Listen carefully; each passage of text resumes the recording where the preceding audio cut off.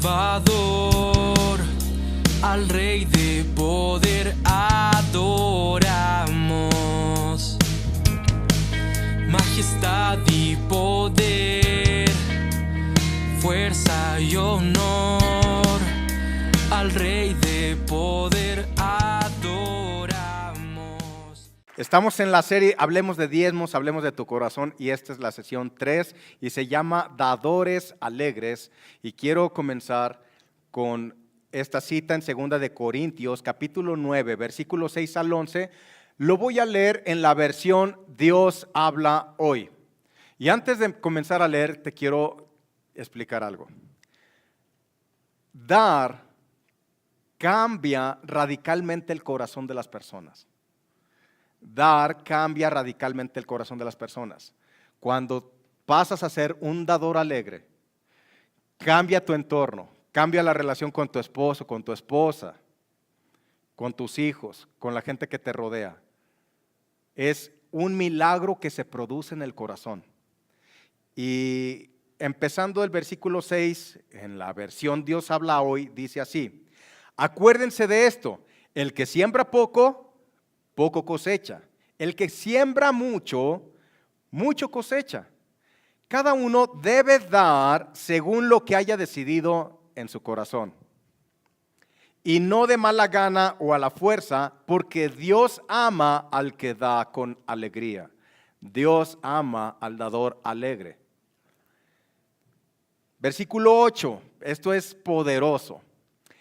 Dios puede darles a ustedes con abundancia toda clase de bendiciones, para que tengan siempre todo lo necesario y además les sobre para ayudar en toda clase de buenas obras. ¿Cuándo? Cuando eres un dador. El 9 dice, la Escritura dice, ha dado abundantemente a los pobres y su generosidad permanece para siempre. Dios, que da la semilla que se siembra y el alimento que se come, les dará a ustedes todo lo necesario para su siembra y la hará crecer y hará que la generosidad de ustedes produzca una gran cosecha. Así tendrán ustedes toda clase de riquezas y podrán dar generosamente. El versículo con el que iniciamos, el versículo 6 y 7, dice que cada uno debe dar según lo que haya decidido en el corazón. Entonces, dar está íntimamente ligado con el corazón. Hay una realidad en el dar. Se provoca un cambio en el corazón cuando somos dadores.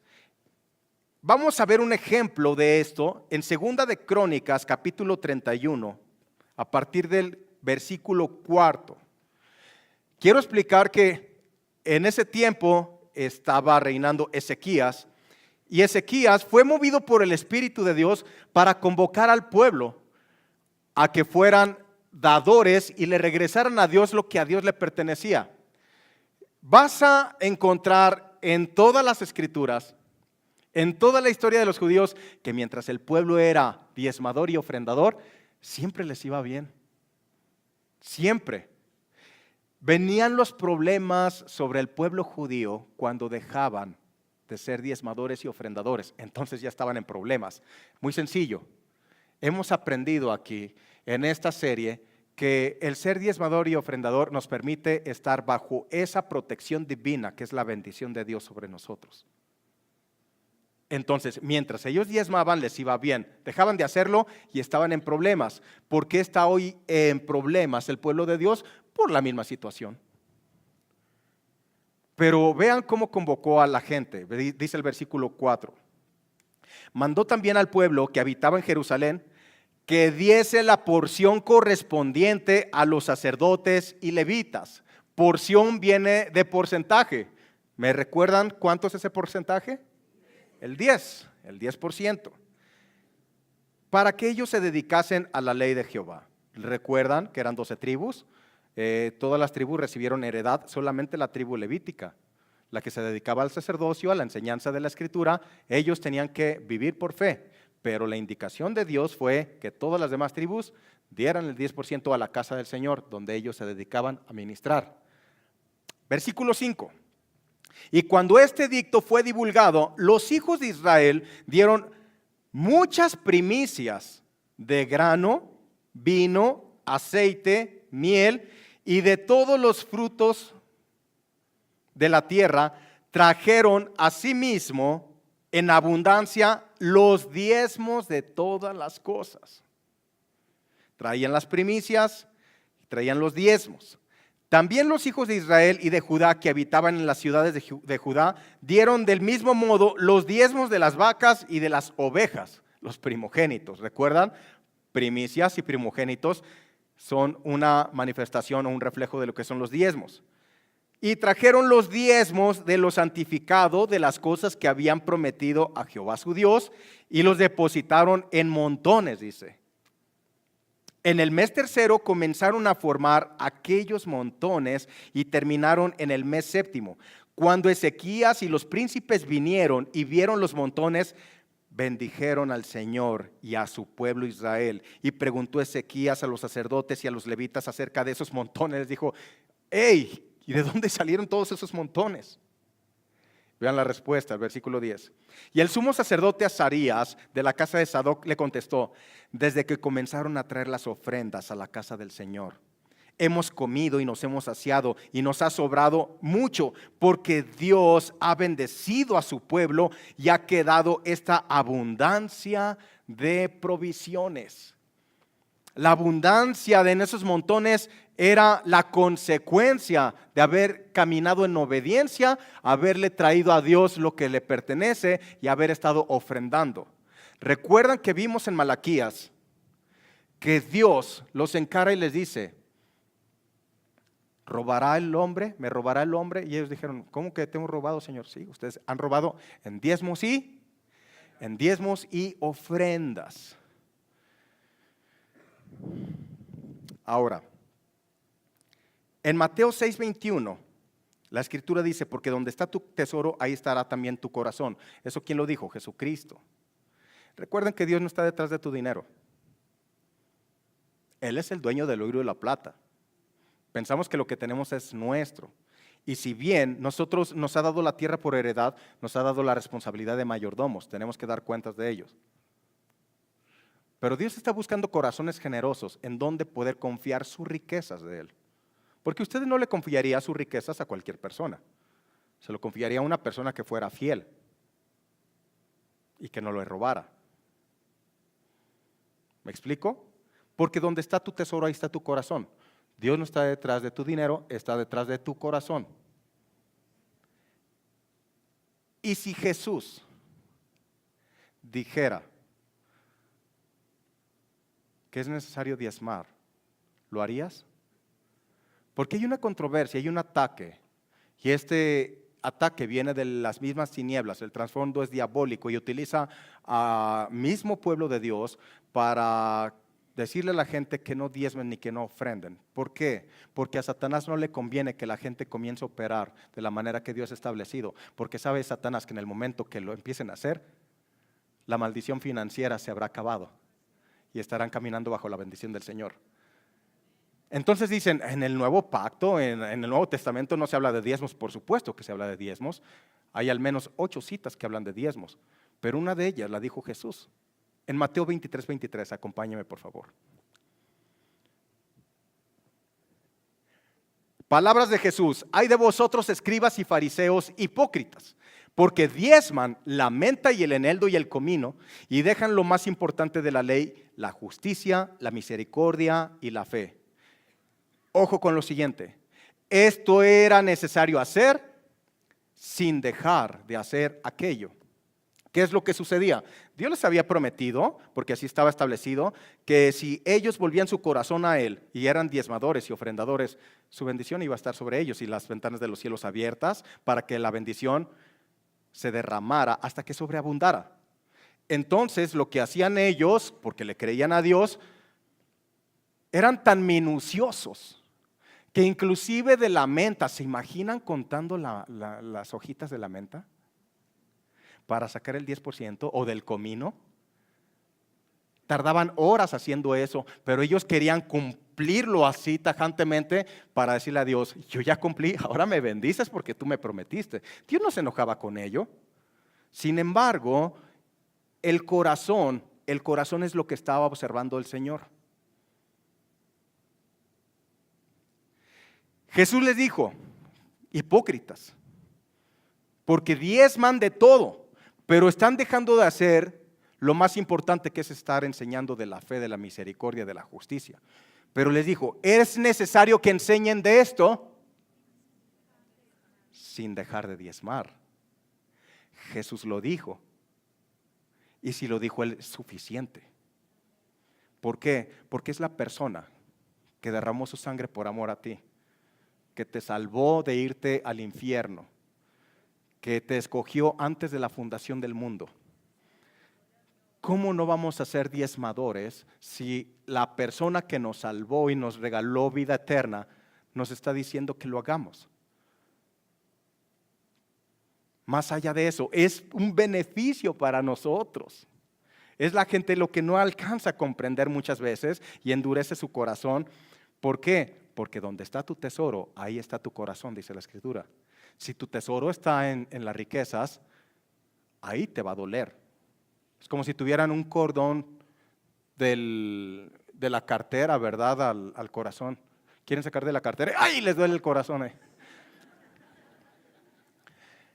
Veamos el siguiente ejemplo en Juan capítulo 6, versículo 1.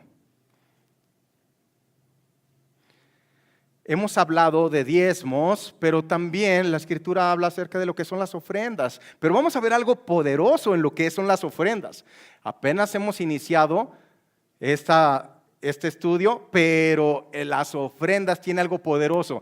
El pasaje que les voy a leer es el único milagro que se menciona en los 4 evangelios, en Mateo, Marcos, Lucas y Juan. ¿El Espíritu Santo quiere decir algo con ello? Por supuesto que sí. Lo vamos a leer en Juan, pero yo les invito que en su casa lean los pasajes similares que vienen en Mateo, en Marcos y en Lucas, y van a encontrar detalles tan sorprendentes que va a confirmar en su corazón el beneficio de ser un diezmador y un ofrendador.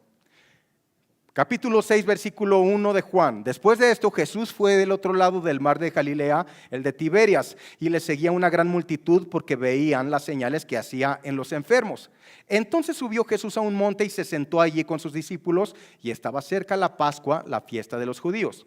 Cuando Jesús alzó los ojos y vio que había venido a él una gran multitud, dijo a Felipe, ¿de dónde compraremos pan para que coman estos? Pero esto decía para probarle, porque él sabía qué había de hacer. Felipe le respondió, 200 denarios de pan no bastarían para que cada uno de ellos tomase un poco. Uno de sus discípulos, Andrés, hermano de Simón Pedro, le dijo, aquí está un muchacho que tiene 5 panes de cebada y 2 pececillos. ¿Mas qué es esto para tantos? Entonces Jesús dijo, hagan recostar a la gente. Y había mucha hierba en aquel lugar y se recostaron como en número de 5,000 varones. Y tomó Jesús aquellos panes y habiendo dado gracias los repartió entre los discípulos y los discípulos entre los que estaban recostados. Asimismo de los peces, ¿cuánto querían? Y cuando se hubieron saciado, dijo a sus discípulos, recojan los pedazos que sobraron para que no se pierda nada. Recogieron pues y llenaron 12 cestas de pedazos que de los 5 panes de cebada sobraron a los que habían comido. ¿Cómo es posible que de 5 panes y 2 peces pudieron alimentar a tantos? Dice la Escritura que eran 5,000 varones. La forma de censar en ese tiempo era en base a contar únicamente los varones, que eran las cabezas de las familias. Pero aquí estaban representadas 5,000 familias. Ellos no estaban solos, habían ido con sus esposas y habían ido con sus hijos. ¿Me van siguiendo? Entonces, si hacíamos un cálculo en base al promedio de hijos que tenían, había alrededor de entre 25,000 a 35,000 personas.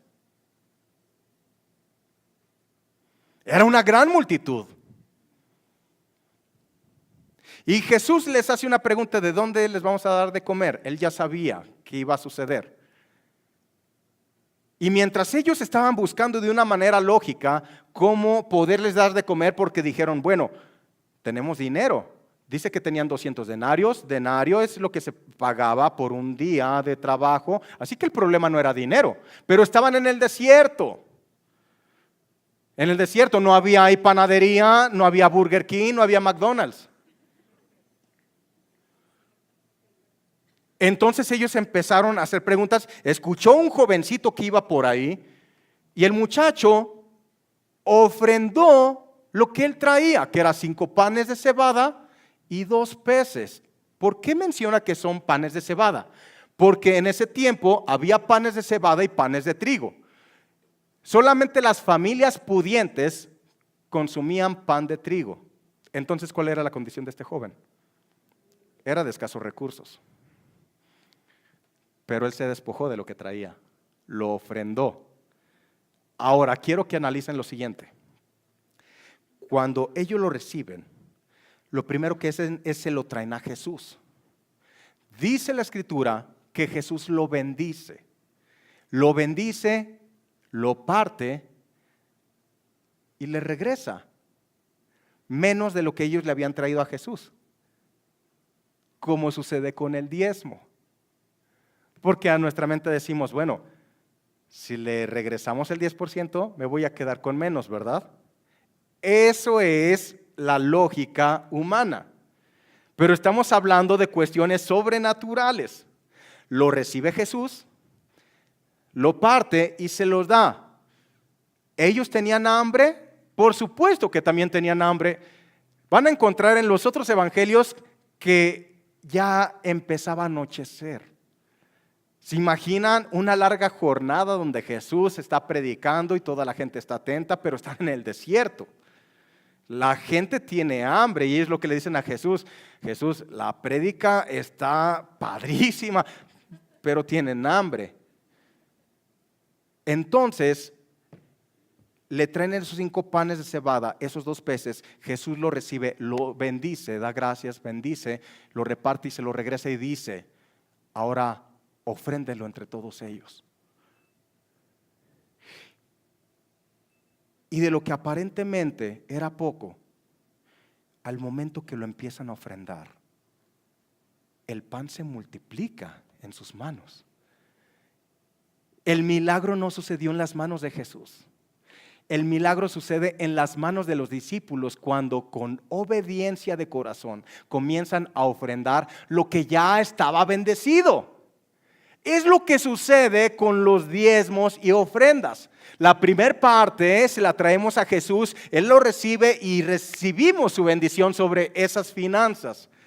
Pero ahora lo que resta está bendecido y está preparado para multiplicarse. ¿En qué momento? ¿En qué momento está capacitado para multiplicarse? En el momento en que se ofrenda. Ese es el poder de las ofrendas.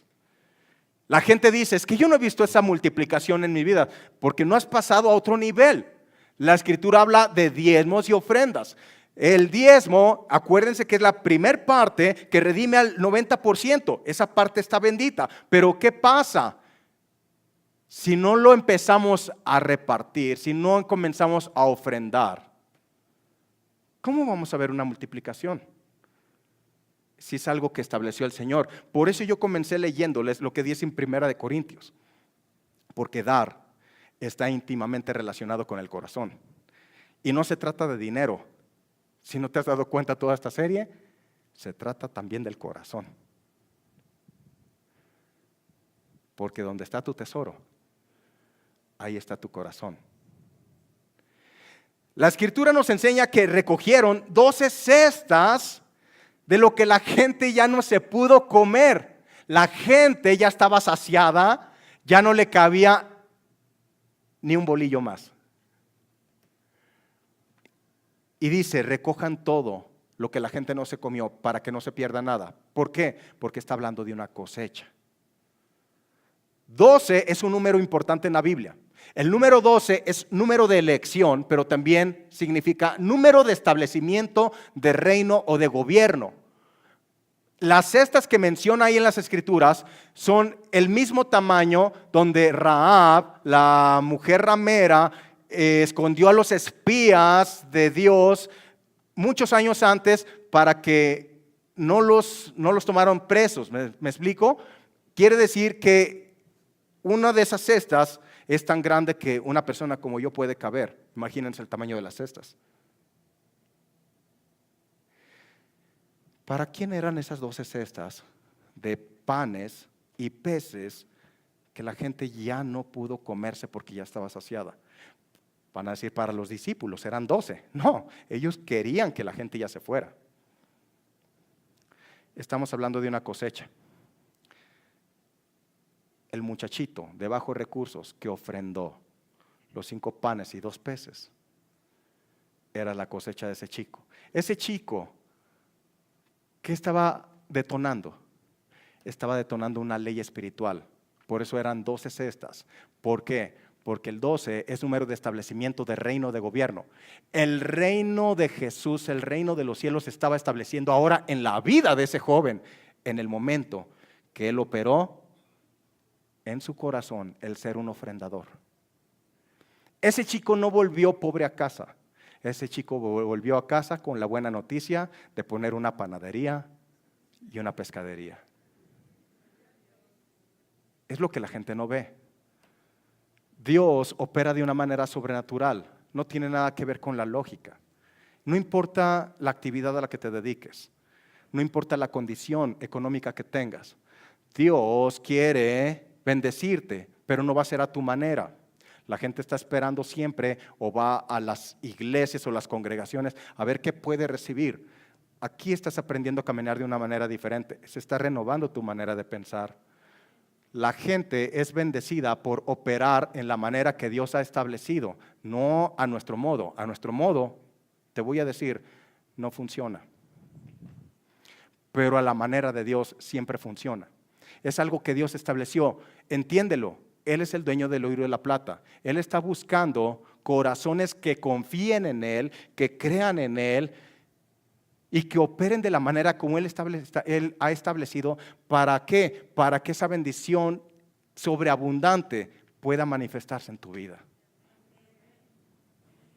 Entonces encuentro aquí 2 reglas. Se fijan que primero le trajeron toda la primera parte. ¿A quién se la trajeron? A Jesús. Y Él la bendice. Y una vez que está bendecida, entonces está capacitada para multiplicarse. Entonces, hay 2 reglas aquí. Anote, por favor. Los 2 principios que encontramos aquí es, debe traerse a Dios primero. Recuerden, la primera parte o el diezmo. ¿Para qué? Para recibir la bendición de Jesús. Debe traerse a Dios primero. Y número 2, debe ofrendarse antes de que pueda multiplicarse. Debe ofrendarse antes de que pueda multiplicarse, pero no puede ir la parte 2 sin la parte 1. Primero le traemos lo que le corresponde al Señor, le regresamos lo que le corresponde, entonces su bendición está sobre nuestras finanzas y ese restante 90% está capacitado para poder multiplicarse. ¿En qué momento? En el momento que lo ofrendamos. La Escritura nos enseña en Hebreos que mientras hombres mortales aquí reciben el diezmo, allá en el cielo se da testimonio que lo recibe uno de quien vive, Jesucristo. Habla de Melquisedec. Porque van a decir, ay, aquí lo reciben en la casa donde el Señor estableció dónde vas a recibir alimento. Así está escrito. Así, ¿y qué hacen con él? ¿Qué te importa?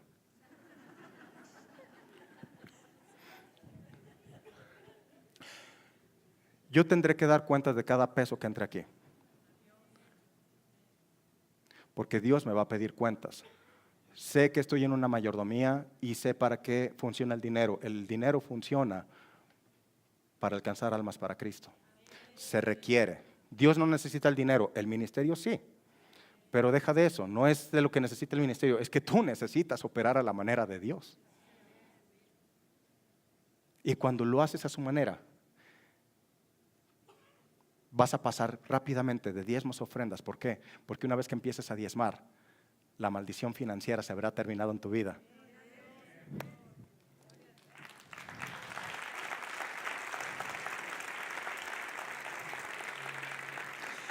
Entonces, diezmos y ofrendas son dos cosas distintas. Diezmos no es dar, ya aprendimos, diezmos es regresarle a Dios. Cuando ofrendas es cuando comienzas realmente o comienzas a dar. En Lucas 6:38, Jesús se refirió a estas palabras. Dad y se os dará medida buena, apretada, remecida y rebosando darán en vuestro regazo, porque con la misma medida con la que medís, os se lo volverá a medir. Dad, dijo Jesús, dar es la misma naturaleza de Dios. Dad y se os dará medida buena, apretada, remecida y rebosando. ¿Qué quiere decir esto? Cuando Jesús se refería a estas palabras, los judíos comprendían lo que estaba Jesús diciendo, porque en la antigüedad se había establecido en la ley misma que todas las personas que eran terratenientes, que tenían sus predios cuadrados donde ellos sembraban, ellos, aunque sembraban todo el predio cuadrado, tenían por ley que cosechar solamente en círculo. No cosechaban de todo el cuadrado. No sé si me explico. Solamente en círculo, porque las esquinas Dios había establecido que se lo dejaran a los pobres.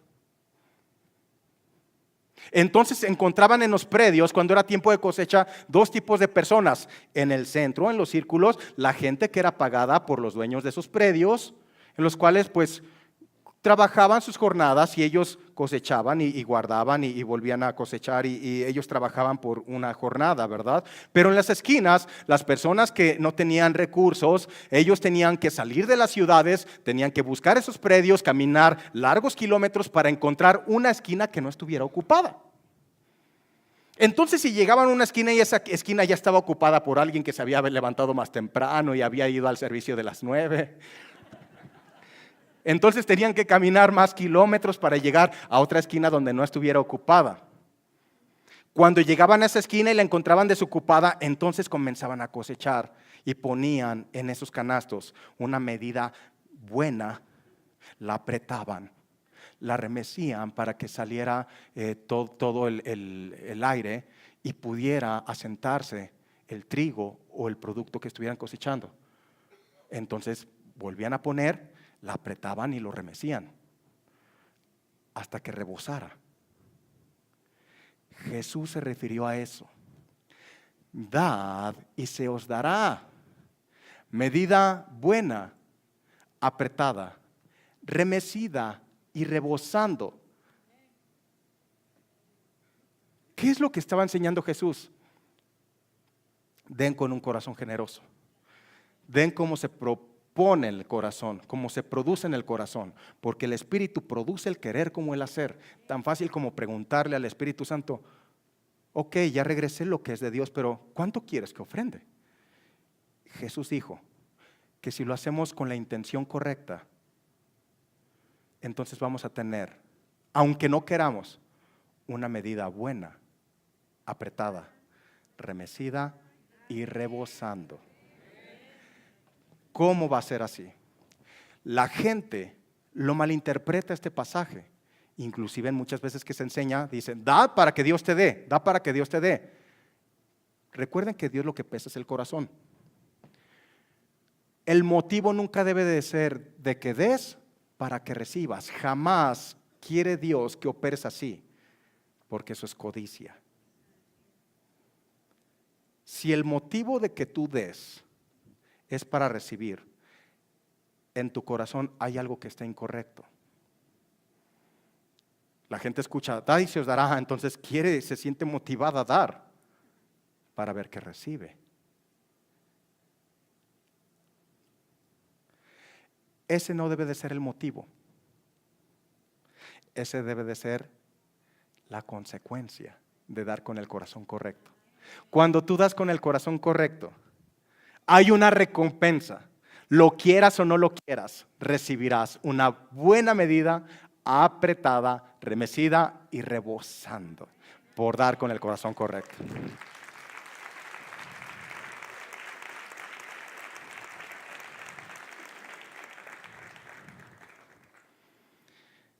En una ocasión, les invito a que lean el capítulo completo de Primera de Crónicas, versículo 29 al 14. Es interesante porque David siempre mostró un corazón tan agradecido para con Dios, por eso Dios mismo dijo que él tenía un corazón conforme al de él mismo. Era un corazón dadivoso, a eso se refiere. Él quería construir el templo. Y Dios le dijo, no lo vas a construir tú, David, lo va a construir tu hijo Salomón, tú has derramado mucha sangre. Sin embargo, David no se quedó de brazos cruzados, sino que convocó a todo el pueblo a que de manera voluntaria diera ofrenda extraordinaria o extravagante. Y si lees el pasaje completo te vas a dar cuenta que fue el mismo David el que empezó a dar de una manera extravagante. Muchísimo dinero. Si las cantidades que vienen ahí, te vas a la tabla de pesos y medidas y haces la conversión, te vas a dar cuenta de que lo que te estoy diciendo es verdad. Pero llegó un momento en que David se alegra con todo el pueblo, porque todo el pueblo, cuando fue convocado, el pueblo comenzó a dar de manera generosa, de manera extraordinaria, de manera extravagante. Oro, plata, bronce, madera y piedras preciosas, en cantidades impresionantes para la construcción del lugar donde se iba a alabar al Señor.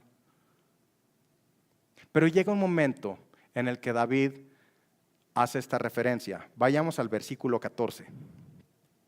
Dijo David, porque ¿quién soy yo? ¿Quién es mi pueblo para que pudiésemos ofrecer voluntariamente cosas semejantes?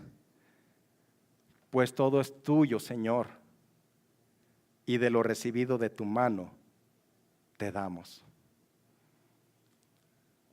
Dios es el dueño del oro y la plata. Y Dios quiere confiar sus riquezas a los dadores, no a los egoístas. Entiéndelo. Cuando nosotros nacimos de papá y mamá, traíamos una naturaleza pecaminosa, esa naturaleza egoísta. Un bebé no le importa si mamá no ha dormido, si papá no ha dormido, llora porque quiere que lo atiendan. Porque tiene hambre, porque tiene frío, porque se siente que está empapado, pero quiere que lo atiendan. Es un amor egoísta, centrado en sí mismo. Eso es la primera naturaleza que traíamos, una naturaleza pecaminosa. Pero hemos vuelto a nacer con la naturaleza de Dios mismo, una naturaleza generosa y dadivosa. Juan 3:16, porque de tal manera amó Dios al mundo que dio.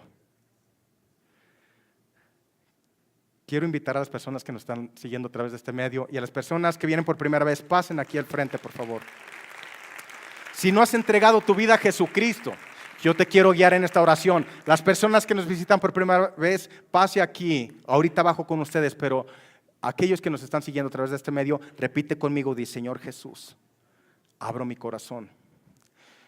Confieso que soy pecador, por lo tanto requiero un Salvador en mi vida. Te entrego mi vida a ti, Jesús. Recibo el perdón de los pecados y el regalo de la vida eterna. Yo creo, Jesús, que de ahora en adelante tú eres el Señor y Salvador de mi vida, pues tú veniste en carne y resucitaste de los muertos al tercer día, por lo cual tengo vida eterna. Felicidades si has hecho esta oración. Con toda confianza puedes decir que eres hijo.